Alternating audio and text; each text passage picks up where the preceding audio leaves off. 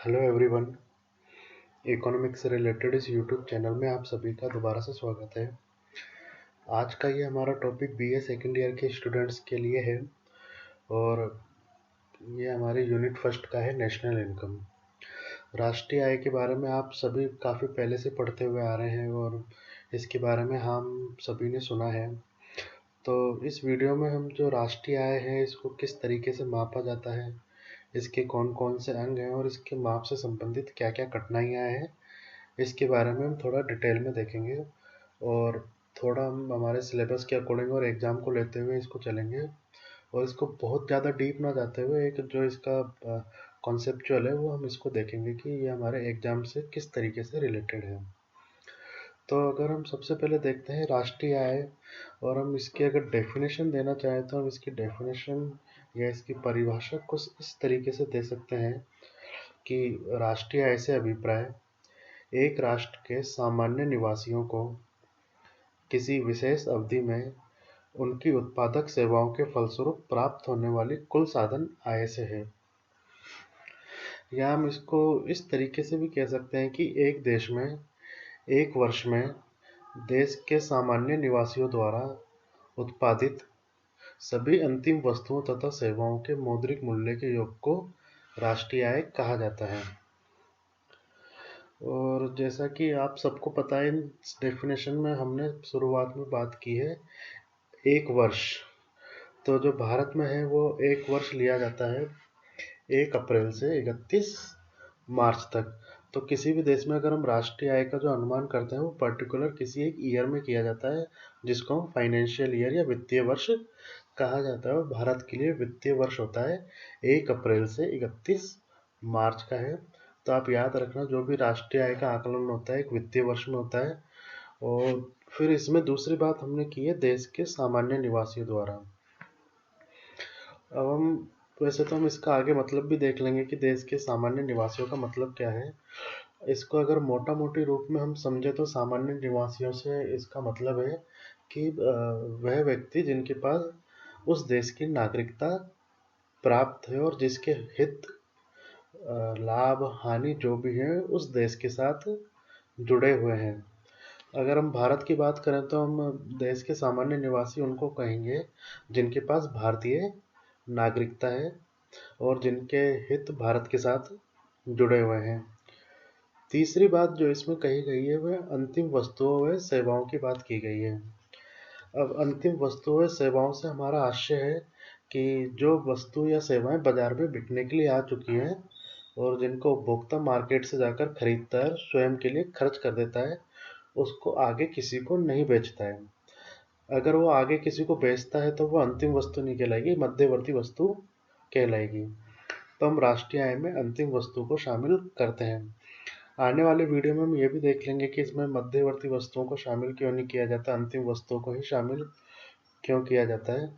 तो आप अगर इसकी परिभाषा के रूप में इसको याद रखना चाहें तो आप राष्ट्रीय आय की परिभाषा दें। एग्जाम में क्वेश्चन आए कि राष्ट्रीय आय से क्या आशय है, तो आप इसकी परिभाषा दे सकते हैं कि किसी देश में एक वर्ष में सामान्य निवासियों द्वारा उत्पादित अंतिम वस्तुओं तथा सेवाओं के मौद्रिक मूल्य के योग को राष्ट्रीय आय कहा जाता है। तो इसमें आप तीन चीज़ें अभी भी कह रहा हूँ, आप याद रखना। एक तो एक जो इसमें एक विशेष वर्ष या वित्तीय वर्ष की बात की गई है वो आप याद रखिएगा। फिर आप ये याद रखिएगा कि जो सामान्य निवासी है उससे क्या मतलब है। और तीसरा अंतिम वस्तु और सेवाएं। अब जैसा कि हमने हमारे पिछले वीडियो में भी हमने देखा था कि जो आय है या राष्ट्रीय आय है ये एक प्रकार का प्रवाह होता है और इसका संबंध एक समय की विशेष अवधि से होता है। और जो समय की विशेष अवधि भारत के लिए क्या है, 1 अप्रैल से 31 मार्च, ये भारत की एक वित्तीय वर्ष है। ये हर देश के लिए अलग अलग हो सकता है और हर देश का अलग अलग ही होता है। और शेपिरो एक अर्थशास्त्री हुए थे, उन्होंने कुछ राष्ट्रीय आय की परिभाषा इस प्रकार से दी है कि जो राष्ट्रीय आय है मजदूरी, लगान, ब्याज और लाभ का योग है। कि आदमी को जो मजदूरी मिल रही है, लगान मिल रहा है और ब्याज मिल रहा है और जो लाभ हो रहा है, इन सब के योग को क्या कहा है उसने, राष्ट्रीय आय क्या है। अब आपको ध्यान हो, हमने हमारे पहले वाले वीडियो में एक साधन लागत की बात करी थी कि उत्पादन के 4 या 5 साधन होते हैं, जिनमें हमने बताया था कि जो उत्पादन के साधन है भूमि, पूंजी, श्रम और उद्यमी होते हैं, और इन सबको अपने साधन के मुद्रा के रूप में, या फिर इनकी क्या कहते हैं कि इनको अपनी साधन को अपनी सेवाओं के बदले में जो प्राप्त होता है, जैसे भूमि को लगान प्राप्त होता है, पूंजी को ब्याज प्राप्त होता है, श्रम को मजदूरी प्राप्त होती है और उद्यमी को लाभ प्राप्त होता है। तो जो शेपिरो ने जो परिभाषा दी है उसने यही कहा है कि मजदूरी, लगान, ब्याज और जो लाभ का योग है उसी को हम राष्ट्रीय आय कहते हैं। एक चीज आप और याद रखिएगा कि जो हमारा राष्ट्रीय उत्पादन है वो राष्ट्रीय आय का ही प्रतिरूप है। राष्ट्रीय उत्पादन और राष्ट्रीय आय को एक ही रूप में देखा जाता है, क्योंकि हम ऊपर डेफिनेशन में देख चुके हैं। उत्पादित अंतिम वस्तुएं सेवाएं, मतलब जो भी अंतिम वस्तुएं सेवाओं का उत्पादन हुआ है उनके मौद्रिक मूल्य का हम इसमें अध्ययन कर रहे हैं। तो राष्ट्रीय आय और राष्ट्रीय उत्पादन एक ही चीज है लगभग। और जो राष्ट्रीय उत्पादन में अंतिम वस्तुओं तथा सेवाओं के उत्पादन को देखा जाता है। अब हम राष्ट्रीय आय से संबंधित कुछ मूलभूत अवधारणा है उनके बारे में हम अध्ययन करेंगे। तो जो इसमें सबसे पहली जो धारणा है वह हमें याद रहनी चाहिए कि जो राष्ट्रीय और घरेलू, कि जब हम राष्ट्रीय और घरेलू में क्या अंतर है। आप देखोगे जब हम बात करते हैं सकल राष्ट्रीय उत्पाद, सकल घरेलू उत्पाद, हम इसमें राष्ट्रीय और घरेलू शब्द का भी बहुत यूज करते थे। हमें पता होना चाहिए कि जब हम सकल घरेलू उत्पाद की बात कर रहे हैं तो इसका क्या मतलब है, और सकल राष्ट्रीय उत्पाद की बात कर रहे हैं तो इसका क्या मतलब है। तो हम देखते हैं कि राष्ट्रीय व घरेलू से संबंध क्या है। जो राष्ट्रीय है इसका मतलब देश के सामान्य निवासियों से होता है जिनके पास देश की एक नागरिकता प्राप्त है। और जो घरेलू है वो घरेलू का मतलब आप इस तरीके से समझ सकते हैं कि मान लीजिए हमारा भारत देश है, इसमें कुछ भारत के लोग भी रह रहे हैं, कुछ जो अन्य देश के लोग हैं जो यहाँ काम करने आए हैं वो भी रह रहे हैं। तो वो इस देश के क्या कहलाएंगे, घरेलू निवासी। भले ही इनके पास इनकी नागरिकता हो या नहीं हो, लेकिन वो एक देश की सीमा के जो अंदर रह रहे हैं वो उस देश के क्या कहलाएंगे, घरेलू निवासी। और राष्ट्रीय से मतलब है जिनके पास उस देश की नागरिकता हो। भले ही वह जैसे भारत के निवासी, कुछ लोग भारत में रहते हैं, कुछ कुवैत में रह रहे हैं, अलग अलग देशों में भारत के निवासी बसे हुए हैं, लेकिन जिनके पास भी भारत की नागरिकता है वह भारत के सामान्य निवासी कहलाएंगे। इसको हम राष्ट्रीय में लेते हैं। और हम देखें कि जो राष्ट्रीय और जो घरेलू का जो मेन अंतर है वो हम लेते हैं विदेशों से प्राप्त शुद्ध साधन आय या नेट इनकम फ्रॉम एब्रॉड। विदेशों से प्राप्त शुद्ध साधन आय को हम एक एग्जाम्पल के द्वारा समझ सकते हैं। मान लीजिए कि भारत में कुछ लोग बाहर के भी रह रहे हैं और भारत वाले भी रह रहे हैं, वो आके यहाँ काम कर रहे हैं। और जो भारतीय हैं वो कुछ लोग दूसरे देशों में रह रहे हैं। अब जो लोग अपने विदेशों में रह रहे हैं वो पैसा कमा के अपने घर में पैसा भेज रहे हैं, और जो विदेशी लोग जो भारत में रह रहे हैं वो अपने देश में पैसा भेज रहे हैं। तो जो भारत के लोगों ने भारत में पैसा भेजा उसको तो हम भारत की राष्ट्रीय आय में जोड़ देते हैं कि यार ये तो हमारे लोगों का पैसा है। और जो दूसरे लोगों ने जो भारत में पैसा कमाया है वो अपने देश में भेज देते हैं, उसको हम घटा देते हैं कि यार ये हमारे लोगों ने नहीं कमाया है, ये हमारा पैसा नहीं है, ये उस देश की राष्ट्रीय आय में जुड़ेगा जिस देश के वो लोग यहाँ रह रहे हैं। उम्मीद करता हूँ आपको ये समझ में आ गया होगा। तो जो राष्ट्रीय है वो घरेलू में अगर हम विदेशों से प्राप्त शुद्ध साधन आय को जोड़ दिया जाए तो वो राष्ट्रीय आय कहलाती है। राष्ट्रीय इसको हम एक फॉर्मूले के द्वारा भी दिखा सकते हैं कि जो ये राष्ट्रीय, आपको पेन से लगा के दिखाता हूँ, हाईलाइटर दिख नहीं रहा इसमें।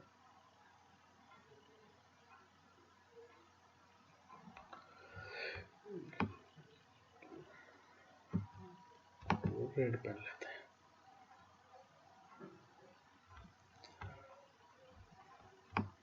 ठीक है, रेड दिख रहा है। अब ये है जो राष्ट्रीय आय क्या कहलाती है, घरेलू आय प्लस विदेशों से प्राप्त शुद्ध साधन आय। अगर इसको हम एक फॉर्मूले के रूप में देना चाहें या थ्योरी के रूप में देना चाहें, आपसे पूछे कि राष्ट्रीय का मतलब बताइए, तो आप कहेंगे अगर घरेलू आय में विदेशों से प्राप्त शुद्ध साधन आय को जोड़ दिया जाता है तो वह राष्ट्रीय आय कहलाती है। इसी प्रकार इसका उल्टा करें, अगर हमें घरेलू आय प्राप्त करनी है तो हम राष्ट्रीय आय में से विदेशों से प्राप्त शुद्ध साधन आय को घटा देंगे। ये हमने जो इस फॉर्मूले में सेकंड वाले में दिखाया हुआ है। इसको हम इस तरीके से भी दिखा सकते हैं, n equal to D plus N I F है। यहाँ n का मतलब तो हो गया नेशनल इनकम, d का मतलब हो गया डोमेस्टिक इनकम, और एन एफ आई ए का मतलब नेट इनकम या net factor income from abroad.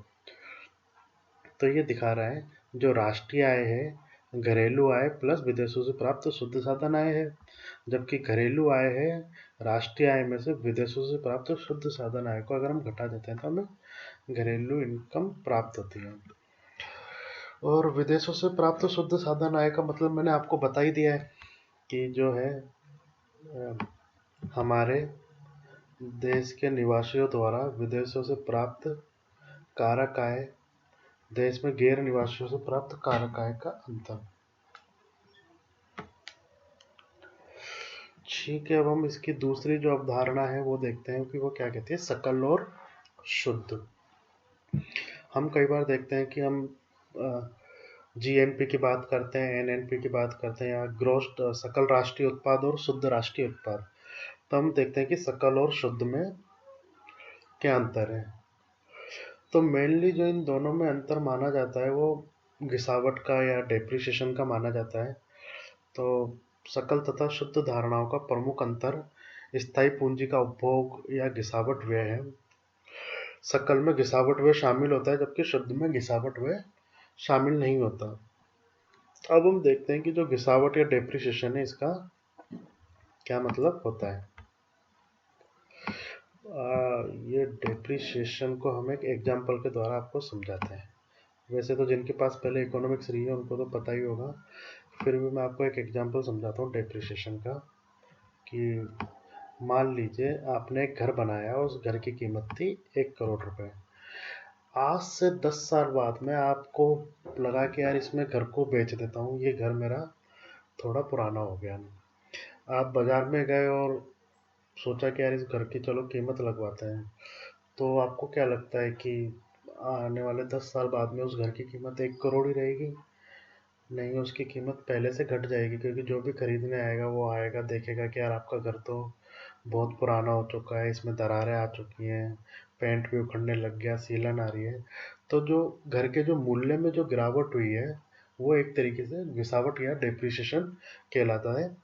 और मान लीजिए कोई फैक्ट्री में कोई मशीन लगी, पहले जो नई नई मशीनें होती हैं वो बहुत ज़्यादा उत्पादन करती, धीरे धीरे मशीन पुरानी होती जाती है, वो थोड़ा पहले के मुकाबले कम उत्पादन करने लगती है या टूट फूट। वैसे तो डेप्रिसिएशन का मेनली मतलब यही होता है कि उसके जो मूल्य में जो गिरावट आती है वो डेप्रिसिएशन कहलाता है। अगर हमें कोई ग्रॉस दे रखा है या शकल दे रखा है और हमें शुद्ध निकालना है, जैसे कि शुद्ध आय निकालनी, तो क्या होता है, जो सकल में से अगर हम घिसावट घटा देते हैं, डेप्रिसिएशन घटा देते हैं, ग्रॉस में से अगर हम डेप्रिसिएशन को घटा देते हैं तो हमें क्या प्राप्त होता है, नेट प्राप्त हो जाता है। आगे जब हम इसकी धारणाओं को पढ़ेंगे तो आपको समझ में आ जाएगा सकल क्या है, शुद्ध क्या है। अभी तो केवल आपको इतना याद रखना है, अगर हमें सकल से शुद्ध निकालना है तो सकल में से हम घिसावट घटा देंगे, और अगर हमारे पास में सकल निकालना है हमें तो शुद्ध में घिसावट को जोड़ देंगे। यहाँ जो आप देख रहे हैं ये जो लिखा हुआ है G minus D is equal to N, इसका मतलब ये है कि G का मतलब तो ग्रोस हो गया, D का मतलब डेप्रिसिएशन हो गया, N का मतलब N हो गया।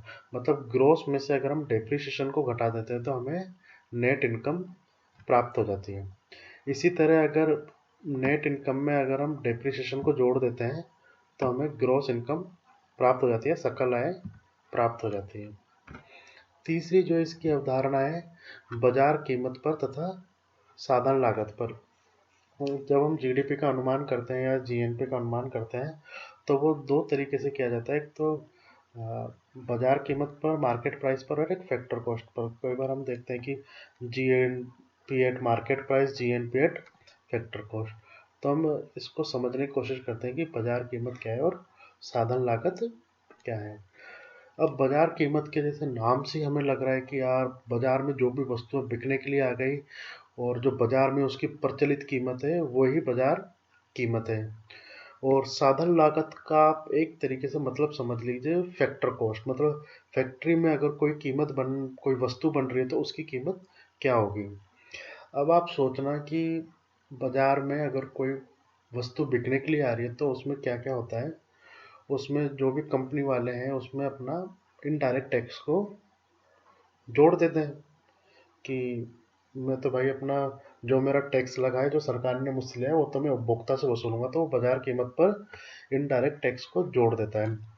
और सरकार कई बार कई फैक्ट्रीज को सब्सिडी देती है या अनुदान देती है कि यार ये आपकी जो भी ज़रूरत की चीज़ें होती हैं, जैसे गैस सिलेंडर पे सरकार सब्सिडी देती है, तो सरकार सीधा पहले कंपनी वालों को ही सब्सिडी दे देती थी और उनसे कहती थी कि आप तो इस वस्तु को बाजार में कम कीमत पर बेचना और जो भी ऊपर की कीमत है हम आपको दे देंगे, ये सब्सिडी है। तो जब बाजार कीमत पे कोई वस्तु बिकने के लिए आ रही है तो वो फैक्ट्री वाला क्या करेगा, उसमें अपना अप्रत्यक्ष कर तो जोड़ देता है और जो उसकी आर्थिक सहायता है या सब्सिडी है उसको घटा देता है। तो बाजार कीमत और साधन लागत में जो अंतर होता है मेनली अप्रत्यक्ष कर और सब्सिडी का होता है। और जो अप्रत्यक्ष कर में से अगर हम सब्सिडी को घटा देते हैं तो इसको क्या कहलाता है, शुद्ध अप्रत्यक्ष कर। अगर हम इसको डेफिनेशन के रूप में देखना चाहें या फॉर्मूले के रूप में तो हम कह सकते हैं जो मार्केट प्राइस है वो factor cost plus indirect tax minus subsidy होती है। मान लीजिए आपको फैक्टर कॉस्ट या फैक्ट्री की कॉस्ट दे रखी है और आपको बाजार कीमत निकालनी है, तो आप क्या करेंगे, बाजार कीमत निकालने के लिए फैक्टर कॉस्ट में इनडायरेक्ट टैक्स को तो आप जोड़ देंगे और सरकार ने जो आपको सब्सिडी दी है उसको आप घटा देंगे। इसी प्रकार आप मान लीजिए आपको फैक्टर कॉस्ट निकालना है, तो आप क्या करेंगे, जो बाजार कीमत है उसमें से तो अप्रत्यक्ष कर को घटा देंगे और आर्थिक सहायता को जोड़ देंगे। जबकि उसमें उल्टा कर रहे थे, उसमें अप्रत्यक्ष कर को तो जोड़ रहे थे और आर्थिक सहायता को घटा रहे थे। इसको हम ये भी कह सकते हैं, ये जो लिखा हुआ है M P equal to F C plus I T minus S, इसका मतलब है एम पी मतलब मार्केट प्राइस, एफ सी का मतलब फैक्टर कॉस्ट, आई टी का मतलब इनडायरेक्ट टैक्स और एस का मतलब सब्सिडी। इसका मतलब है जब market price is equal to factor cost plus indirect tax minus subsidy, मतलब बाजार कीमत निकालने के लिए साधन लागत में अप्रत्यक्ष करों को जोड़ देते हैं और सब्सिडी को घटा देते हैं। और ऐसे फैक्टर कॉस्ट निकालने के लिए या साधन लागत निकालने के लिए इसका हम उल्टा करते हैं। और एक चीज़ आप याद रखिएगा कि जो अप्रत्यक्ष कर में से अगर हम सब्सिडी को घटाते हैं तो शुद्ध अप्रत्यक्ष कर या नेट इनडायरेक्ट टैक्स कहलाता है। जो नेट इनडायरेक्ट टैक्स क्या है, अप्रत्यक्ष कर माइनस सब्सिडी। ये आप देख लीजिएगा। फिर हम चौथी जो इसकी अवधारणा है वह है साधन आय या हस्तांतरण आय। वैसे तो हम पहले वाले वीडियो में इसके बारे में देख चुके हैं, साधन आय के बारे में भी और हस्तांतरण आय के बारे में भी। साधन आय को अगर आप समझना चाहें तो इस तरीके से समझ सकते हैं कि जो हमारे उत्पादन के साधन है, भूमि, पूंजी, श्रम और उद्यमी, ये हमारे उत्पादन के साधन है। अब इन साधनों को जो आय प्राप्त हो रही है वो क्या कहलाती है, साधन आय। जैसे भूमि की जो आय प्राप्त होती है हमें लगान के रूप में होती है, पूंजी की जो आय प्राप्त होती है ब्याज के रूप में होती है, श्रम को मजदूरी के रूप में प्राप्त होती है, और जो उद्यमी है जिसने फैक्ट्री स्थापित करी है, जो उस फैक्ट्री का मालिक है, उसको लाभ के रूप में प्राप्त होती है। अब हम देखते हैं हस्तांतरण भुगतान। ये एक अनुदान की ही बात ही होता है, ये एक पक्षी होता है, कई बार सरकार के द्वारा भी दिया जाता है। जैसे आप स्कॉलरशिप मान लीजिए, पेंशन मान लीजिए, इसको हस्तांतरण भुगतान कहते हैं।